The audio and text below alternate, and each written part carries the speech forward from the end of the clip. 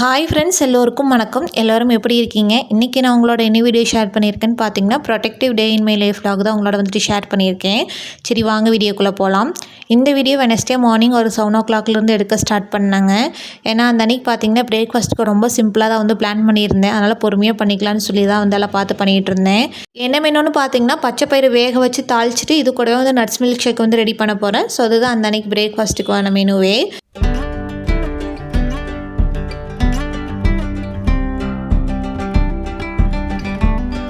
நான் 1 டம்ளர் பச்சை பயிரை ஓவர் நைட் வாட்டரில் சோக் பண்ணி எடுத்து வச்சுருந்தேன். இதையுமே நல்லா 2-3 டைம் வாஷ் பண்ணி எடுத்து வச்சுக்கலாம்.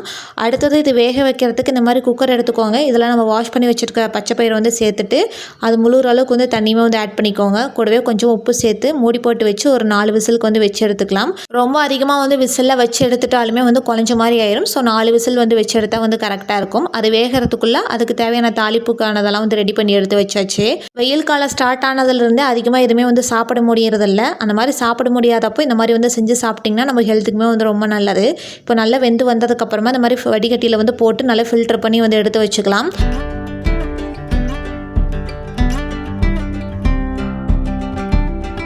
அடுத்தது அதை தாளிக்கிறதுக்கு பேன் வச்சுக்கோங்க. அதில் 2 ஸ்பூன் ஆயில் ஆட் பண்ணிவிட்டு கடுகு, கடலைப்பருப்பு, உளுத்தப்பருப்பு இதெல்லாம் சேர்த்து நல்லா பொரிஞ்சதுக்கப்புறமா ஒரு பெரிய வெங்காயம் பொடியாக கட் பண்ணது, ஒரு பச்சை மிளகாய் பொடியாக கட் பண்ணது, கூடவே கொஞ்சமாக காஞ்ச மிளகாய், கருவேப்பிலை, கூடவே உப்பு சேர்த்து இந்த மாதிரி நல்லா வதக்கி எடுத்துக்கோங்க. வெங்காயம் நல்லா கண்ணாடி பதம் வந்ததுக்கப்புறமா ஆல்ரெடி நம்ம வேக வச்சு எடுத்து வச்சுருக்கோம் இல்லைங்களா பச்சை பயிறு, அதையுமே இது கூட வந்து சேர்த்துக்கலாம். இப்போ மசாலாஸ்க்கு பார்த்திங்கன்னா 1 ஸ்பூன் வரமிளகாய் தூள், 2 ஸ்பூன் வீட்டில் அரைச்ச குழம்புத்தூள், கொஞ்சமாக கரம் மசாலா வந்து சேர்த்துருக்கேன். இது கூடவே கொஞ்சமாக உப்பு சேர்த்து இந்த மாதிரி மீடியம் டு லோ ஃப்ளேமில் வச்சு நல்லா கலந்து விட்டுக்கோங்க. ஒரு 10 நிமிஷத்தில் பார்த்தீங்கன்னா மசாலா நல்லா கோட் ஆகிட்டு இந்த மாதிரி எண்ணெய் பிரிஞ்சு வரும். ஃபைனலாக வந்து கொத்தமல்லி தழை தூவி இறக்கி சர்வ் பண்ணோம் அப்படின்னா பச்சை பயிறு வந்து ரெடிங்க. சேம் இதே மெத்தடில் பார்த்தீங்கன்னா தட்டைப்பயிறு, கொள்ளு இதெல்லாம் கூட ரெடி பண்ணலாம். கண்டிப்பாக நீங்களும் வந்து ட்ரை பண்ணி பாருங்கள். செம்ம சூப்பராக வந்து இருக்கும். இனி அடுத்ததாக பார்த்தீங்கன்னா நட்ஸ் மில்க் ஷேக் தாங்க ரெடி பண்ண போகிறேன். ஆல்ரெடி இதுக்கான டீட்டெயில் வீடியோ வந்து லாங் வீடியோலையும் ஷேர் பண்ணியிருக்கேன். ஷார்ட்ஸ்லேயுமே வந்துட்டு இருக்குது. தேவைப்பட்ட செக் பண்ணி பார்த்துக்கோங்க. இதுவுமே நல்லா க்ரீமியாக வந்து இருக்கணும் அப்படின்னா பம்கின் சீட்ஸ் இருக்குது இல்லைங்களா, அதை கொஞ்சம் சேர்த்து வந்து ஊற வச்சிட்டிங்க அப்படின்னா நல்ல க்ரீமி கன்சிஸ்டன்சியில் வந்து கிடைக்கும். எனக்கு வந்து கொஞ்சம் சில்லுன்னு குடிக்கணும் போல் தோணுச்சு. அதனால் கொஞ்சம் குயிக்காகவும் ரெடி பண்ணிவிட்டு ஃப்ரிட்ஜில் வந்து எடுத்து வச்சிட்டேன்.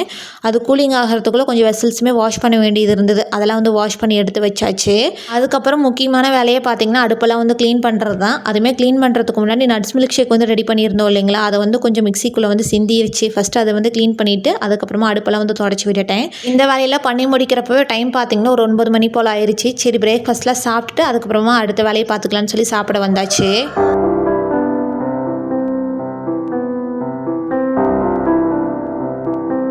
சாப்பிட்டு முடிச்சதையுமே ஹஸ்பண்டுமே ஒர்க்குக்கு வந்து கிளம்பிட்டாங்க. அவங்க கிளம்புனதையுமே நான் உடனே பார்த்தீங்கன்னா பெட்ரூமுக்கு வந்து வந்தாச்சு. திங்ஸ் எல்லாம் வந்து அங்கங்கே வந்து இருந்தது. அதெல்லாம் நீட்டாக எடுத்து அது பிளேஸில் எடுத்து வச்சுட்டு அதுக்கப்புறம் கதவு, ஸ்க்ரீன் எல்லாமே நல்லா நீட்டாக இது பண்ணி விட்டாச்சு. பெட் ஸ்ப்ரெட்டுமே வாஷ் பண்ணி ஒரு 1 வீக் மேலே ஆயிடுச்சுங்க. அது வாஷ் பண்ணலான்னு சொல்லி தான் வந்து எடுத்துகிட்ருக்கேன். அது மட்டும் இல்லாமல் அந்த அன்றைக்கி கதவு ஜன்னல்லாம் கொஞ்சம் டஸ்ட்டாக இருந்ததுனால டீப் க்ளீன் பண்ணலான்னு சொல்லி யோசிச்சு வச்சுருந்தேன். இதெல்லாம் ஒரே நாளில் பண்ணிட்டோன்னா பார்க்குறதுக்கு நல்லா நீட்டாக இருக்குன்னு சொல்லி தோணுச்சு.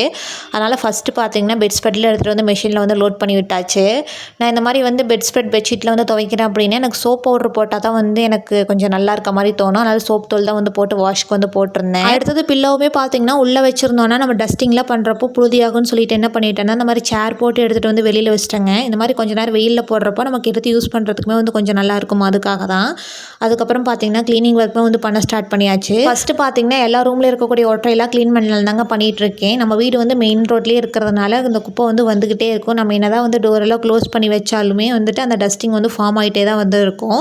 மந்த்லி ஒன்ஸ் இந்த மாதிரி க்ளீன் பண்ணால் மட்டும்தான் வந்து நல்லா நீட்டாக இருக்கும். எனக்கு வந்துட்டு ஹாலில் தான் கொஞ்சம் அதிகமாக ஒட்டுற இருந்த மாதிரி இருந்தது. மற்ற ரூம்லாம் பார்த்திங்கன்னா ஒரு அளவுக்கு தான் வந்து இருந்தது. அதெல்லாம் க்ளீன் பண்ணி விட்டதுக்கப்புறமா மேட்ரஸ்லாம் கொஞ்சம் எல்லாம் எடுத்து நல்லா தட்டி விட்டு நல்லா நீட்டாக எடுத்து போட்டு விட்டாச்சு.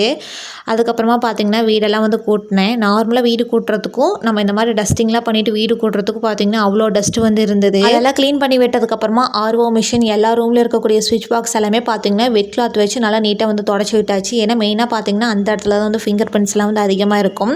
அதுக்கப்புறமா வந்துட்டு கதவு, ஜன்னல் எல்லாமே துடைக்க ஸ்டார்ட் பண்ணியாச்சு. இதெல்லாம் துடைக்கிறதுக்குமே நம்ம வீட்டில் அந்த பழைய பனியன்லாம் இருக்கும் இல்லைங்களா, அதெல்லாம் குட்டி குட்டியாக வந்து கட் பண்ணி வச்சுருப்பேன். ஸோ அந்த மாதிரி பனியன் கிளாத் வச்சு நல்லா க்ளீன் பண்ணுறப்போ அந்த கார்னரில் இருக்கக்கூடிய அந்த அழுக்கெல்லாம் பார்த்திங்கன்னா நல்லா நீட்டாக வந்து க்ளீன் ஆகி வந்துடும். ஸோ இதெல்லாம் தான் பார்த்திங்கன்னா நான் மந்த்லி ஒன்ஸ் பண்ணக்கூடிய க்ளீனிங் ஒர்க் எல்லாமே. இது எல்லாமே வந்து பண்ணி முடிச்சுட்டு அண்ட் தென் ஃபைனலாக பார்த்திங்கன்னா வீடு ஃபுல்லாக வந்து மாப் போட்டு விட்டாச்சு. மாப் போட்டதுக்கப்புறமா வீடு பார்க்குறதுக்கே அவ்வளோ அழகாக வந்து இருந்தது.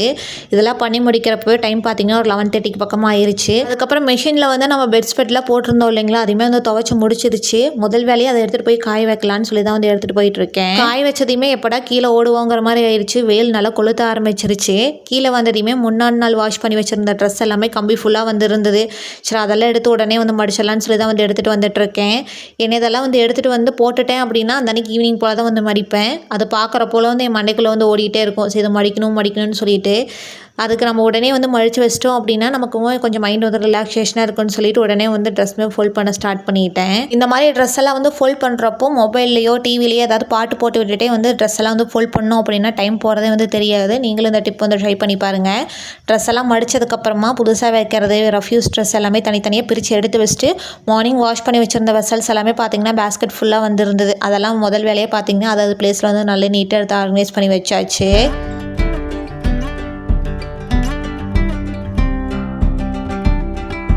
திங்ஸ் எல்லாம் எடுத்து வச்சதுக்கப்புறமா எனக்குமே கொஞ்சம் ரீஃபில்லிங் ஒர்க்கெலாம் இருந்தது. அதெல்லாம் தான் பார்த்துட்ருக்கேன். எனக்கும் வீடியோ எடுக்கிற அன்றைக்கெல்லாம் பார்த்தீங்கன்னா அந்த ரீஃபில்லிங் ஒர்க்கில் எதுவும் இருக்கக்கூடாது அப்படின்னு சொல்லி தான் வந்து நினைப்பேன். பட் என்னமோ தெரியல, எனக்கு அந்த அன்றைக்கி தான் பார்த்தீங்கன்னா ஏதாவது ஒரு திங்ஸ் வந்து காலியாகிற மாதிரி இருக்கும். இந்த டைம் பார்த்தீங்கன்னா ஆயில் பாட்டிலில் வந்து எதுவுமே வாஷ் பண்ணலாங்க. ஏன்னா ஒரு 10 days முன்னாடி தான் வாஷ் பண்ணி எடுத்து வச்சதுனால இந்த டைம் ஜஸ்ட் ரீஃபில் பண்ணி மேலே மட்டும் அப்படியே க்ளீன் பண்ணி எடுத்து வச்சிட்டேன். அதுக்கப்புறம் மணி பிளான்ட்ஸுமே கொஞ்சம் வாட்டரில் சேஞ்ச் பண்ண வேண்டியது இருந்தது. அதெல்லாம் தான் வந்து பார்த்துட்ருக்கேன். அடுப்புக்கு பக்கத்துலேயே பார்த்தீங்கன்னா பேம்பூ பிளான்ட் வந்து ஒன்று வச்சுருந்துருப்பேன். ரெகுலராக வீடியோஸ் பார்க்குறவங்களுக்கு வந்து தெரிஞ்சிருக்குன்னு நினைக்கிறேன். அது என்ன ஆயிடுச்சுன்னா வெயில்னால வந்து நல்லா அப்படியே பட்டு போன மாதிரி ஆயிடுச்சு. அதனால் இந்த டைம் அதுக்கு ரீப்ளேஸ்மெண்ட்டாக வந்து மணி பிளான்ட்டே வந்து ஒரு கிளாஸ் ஜாரில் வந்து போட்டு எடுத்து வச்சிட்டேன். அதுக்கப்புறம் ரைஸ் ட்ரம்லாம் பார்த்தீங்கன்னா காலையிலேயே வாஷ் பண்ணி எடுத்து வச்சுருந்தாங்க. அடிக்கிற வெயிலுக்கு நல்லா சுத்தமாக வந்து ட்ரை ஆயிடுச்சு. அதில் எடுத்துகிட்டு வந்து வச்சுட்டேன். ஈவினிங் போல் ஹஸ்பண்ட் வந்ததுக்கப்புறமா பேக்கில் இருக்கக்கூடிய அரிசியெல்லாம் வந்து இதில் எடுத்து கொட்டி வைக்கணும். அதுக்கப்புறம் ஹாலில் பார்த்தீங்கன்னா இந்த பிளேஸில் வந்து எப்போ பார்த்தாலும் அந்த திங்ஸ் வந்து கொஞ்சம் மெஸ்ஸியாகவே இருந்துகிட்ருக்குன்னு சொல்லி தான் வந்துட்டு அந்த கார்னர் ஸ்டாண்ட் வந்து வாங்கி வச்சேன். அது வச்சுமே அந்த இடம் பார்த்தீங்கன்னா கொஞ்சம் கசகசன்னு இருந்த மாதிரி தான் வந்து இருக்குது. ஏன்னா ஹஸ்பண்ட் வந்து அது இதுன்னு சொல்லி ஏதாவது வைக்கிறதுனால அந்த பிளேஸே வந்து கொஞ்சம் மெஸ்ஸியாக தான் வந்து இருக்குது. இந்த டைம் நான் என்ன பண்ணிட்டேன்னா இந்த விசிட்டிங் கார்டெலாம் இருக்குது இல்லைங்களா, அதெல்லாம் கொஞ்சம் அதிகமாகவே இருந்தது. அதை இந்த மாதிரி கார்ட்போர்ட் மாதிரி பக்கத்துலேயே வந்து வச்சுருப்பேன். ஸோ அதில் வந்து அதெல்லாம் வந்து எடுத்து வச்சிட்டேன். அதுக்கப்புறம் ஒரு சில பில்லெல்லாம் பார்த்தீங்கன்னா அது தேவைப்படலையான்னு சொல்லி தெரியல. அதெல்லாமே பத்திரமா எடுத்து நான் நோட் புக்கில் வந்து வச்சாச்சு. அதுக்கப்புறம் வாட்ச் எல்லாமே பார்த்தீங்கன்னா ஒரு கார்னராக வந்து எடுத்து வச்சிட்டேன். அதே இடத்துல பார்த்தீங்கன்னா A4 ஷீட் ஒரு சில ஜெராக்ஸ் காப்பீஸ் எல்லாமே வந்து இருந்தது. அதை அப்படியே வச்சோன்னா ஃபோல்ட் ஆகும்னு சொல்லிட்டு என்ன பண்ணிட்டேன்னா இந்த மாதிரி ஒரு ஃபைல் போட்டு வந்து எடுத்து வச்சிட்டேன்.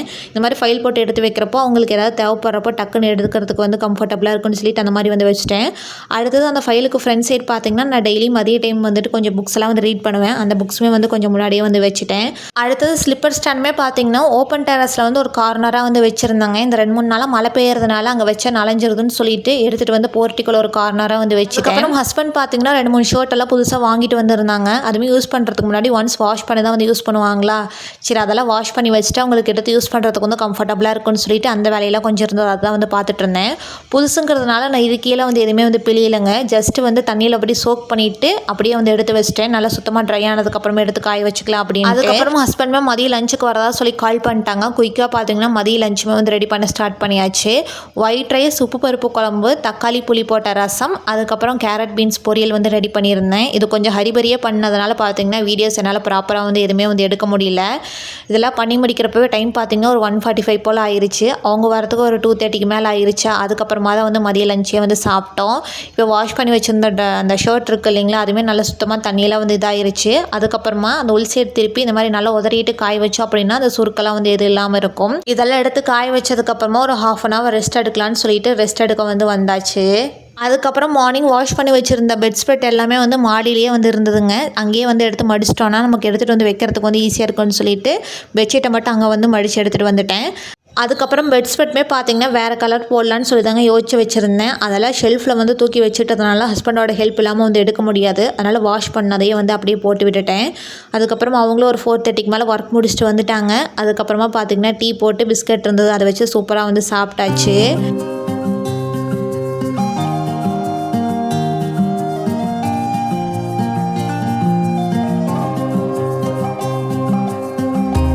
அதுக்கப்புறம் அதுக்கப்புறம் கொஞ்சம் நேரத்துலேயே பார்த்திங்கன்னா நல்லா மழை பெய்ய ஆரம்பிச்சிருச்சுங்க. மழையெல்லாம் விட்டதுக்கப்புறமா ரெஃப்ரெஷ் ஆகிட்டு கொஞ்சம் கடைக்கெலாம் போக வேண்டியது இருந்தது, போயிட்டு வந்தாச்சு. வீட்டுக்கு வந்ததையுமே ஃபஸ்ட்டு வேலையை பார்த்திங்கன்னா வாங்கிட்டு வந்து வெஜிடபிள்ஸ் எல்லாமே வந்து எடுத்து வச்சுட்டேன். அதுக்கப்புறம் பால் தயிர் எல்லாமே வந்து வாங்கிட்டு வந்திருந்தோம். எதையுமே பேக்கெட்டில் வாஷ் பண்ணிவிட்டு எடுத்து வச்சிட்டோன்னா கொஞ்சம் நல்லாயிருக்குன்னு சொல்லிட்டு அதெல்லாம் வந்து பண்ணிகிட்டு இருந்தேன். வரப்போ பார்த்திங்கன்னா ஒரு 1/2 kg சிக்கனுமே வந்து வாங்கிட்டு வந்திருந்தாங்க பிரியாணி செய்கிறதுக்காக. இதையுமே மஞ்சள் தூள் போட்டு நல்லா வாஷ் பண்ணி வந்து எடுத்து வச்சாச்சு. இப்போ பிரியாணியுமே செய்கிறதுக்கு முன்னாடி இந்த சிக்கனுக்கு வந்து ஒரு மேரினேஷன் வந்து பண்ணோங்க. அதுக்கு வந்துட்டு கொஞ்சமாக மஞ்சள் தூள், 1 ஸ்பூன் வரமிளகாய் தூள், 2 ஸ்பூன் பார்த்திங்கன்னா நான் இஞ்சி பூண்டு பேஸ்ட் வந்து சேர்த்துக்கிறேன். இது கூடவே 2 ஸ்பூன் வந்து தயிர் வந்து ஆட் பண்ணிக்கோங்க. கூடவே ஒரு 1/2 லெமனோட ஜூஸ் இதெல்லாம் சேர்த்துட்டு இந்த மாதிரி கை வச்சு நல்லா மிக்ஸ் பண்ணதுக்கப்புறமா எடுத்து ஒரு ஓரமாக வந்து வச்சுக்கோங்க. அது ஒரு 1/2 ஹவருக்கு பார்த்திங்கன்னா அப்படியே வந்து இருக்கட்டும். அது இதாகிறதுக்குள்ளே பிரியாணிக்கு தேவையான திங்ஸ், இது கூடவே எக் மசாலாவுமே வேணும்னு சொல்லி கேட்டிருந்தாங்க. அதுக்கு தேவையானது எல்லாமே பார்த்திங்கன்னா தனித்தனி பிளேட்டில் வந்து எடுத்து வச்சாச்சு. அதுக்கப்புறம் ஆனியன் பச்சடியுமே பார்த்திங்கன்னா கொஞ்சம் சீக்கிரமாகவும் வந்து ரெடி பண்ணி வச்சாச்சுங்க. இது உடனே ரெடி பண்ணி சாப்பிட்றத விட கொஞ்சம் சீக்கிரமாக ரெடி பண்ணி வச்சிட்டோன்னா நல்லாயிருக்கும். அதுக்காக தான். இப்போ வாங்க நம்ம சிக்கன் பிரியாணி எப்படி செய்யலாம்னு சொல்லி பார்க்கலாம். அதுக்கு இந்த மாதிரி குக்கர் வச்சுக்கோங்க. அதில் 1 ஸ்பூன் நெய் விட்டு 2 ஸ்பூன் ஆயில் ஆட் பண்ணிக்கோங்க. அது நல்லா ஹீட் ஆனதுக்கப்புறமா ஹோல் ஸ்பைசஸ் வந்து சேர்த்துக்கோங்க. அது நல்லா பொரிஞ்சதுக்கப்புறமா இது கூட நான் ஒரு பெரிய வெங்காயம் நல்லா நீளவாக்கில் வந்து கட் பண்ணி வச்சுருக்கேன். அதை வந்து ஆட் பண்ணிவிட்டு கூடவே ஒரு பச்சை மிளகாய் சேர்த்து வெங்காயம் நல்லா கோல்டன் ப்ரௌன் வர அளவுக்கு நல்லா வதங்கினதுக்கப்புறமா 1 ஸ்பூன் இஞ்சி பூண்டு பேஸ்ட் வந்து சேர்த்துக்கலாங்க. அதோட ராஸ்மெல் போனதுக்கப்புறமா ஒரு தக்காளி வந்து ரஃபாக சாப் பண்ணி வச்சுருக்கேன். இது பெரிய சைஸ் தக்காளி தான். கூடவே கொஞ்சமாக உப்பு சேர்த்து இந்த மாதிரி நல்லா வதக்கிட்டு இது கூடவே நம்ம வேணுங்கிற மசாலாஸ்லாம் வந்துட்டு ஆட் பண்ணிக்கலாம். நான் பார்த்திங்கன்னா இன்றைக்கி 1/4 ஸ்பூன் மஞ்சள் தூள், 1 ஸ்பூன் வரமிளகாய் தூள், 2 ஸ்பூன் பிரியாணி மசாலா, கொஞ்சமாக கரம் மசாலா இதெல்லாம் வந்து சேர்த்துருக்கேன்.